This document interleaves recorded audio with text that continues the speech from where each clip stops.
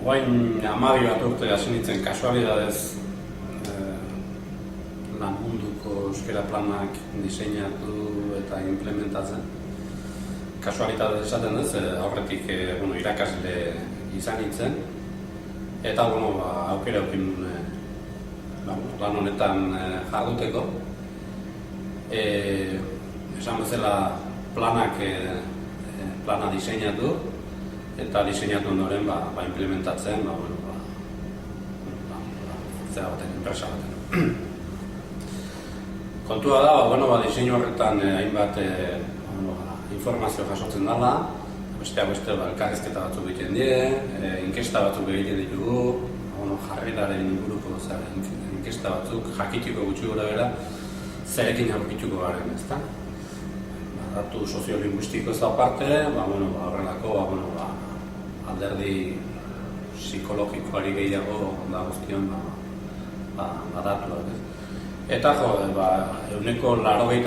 langileen euneko 85-ak planari oniritzia eman zion, eta plana martxan jartzeko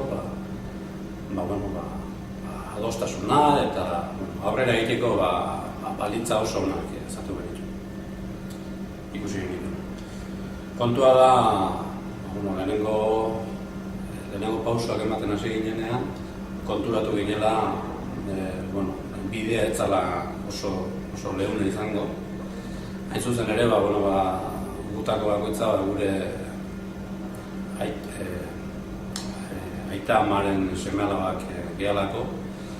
Eta gure iritzia, gure pentsamentuak eta ditugulako. Eta hori kontuan hartuta konturatu ginen jarrera eta portaera eta motivazioa bezalako egitura horien inguruan ez genekila zer asko. Eta hortik hasi ginen pixka bat paperak irakurtzen, artikuluak, adituek esaten dituzten guzti hori irakurri eta barneratzen. Eta hortik hasi ginen pixka bat, hortik hasi zen pixka bat, nire abentura honen ez da. Bidea eta azken baten, tesi baten zatu da. Eta zantzaguna konturatu behala, jarreratik portaerara edo esatetik izatera, dagoen jauzi hori, ez dela hauntzaren goberdiko ez dula. Oso konplexua dela, konplexu izateaz gain interesgarria ere bada, eta gaina pazientzia hartu beharreko lan bat ez da. Eta zergatik izenburu hori, pentsatu, sentitu, egin? Azken baten guk landu duguna da, ikuspegi bat, gizarte psikologiako ikuspegi kognitibista, eta planteamendua hori da, ezta.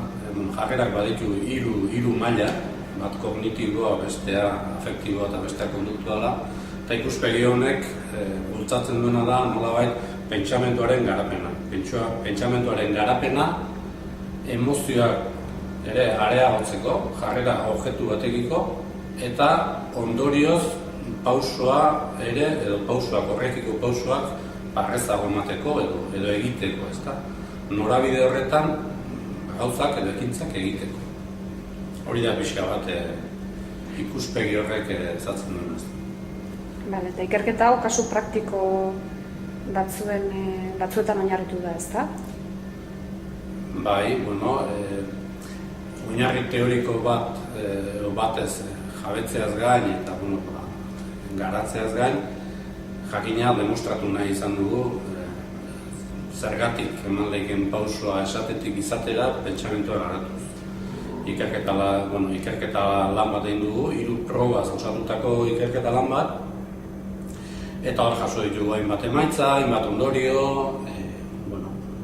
liburuan edo txostenean daudenak. Eta, formazio saioan, saiatuko naiz, horiek azaltzen, eta, zalantza horiek argitzen.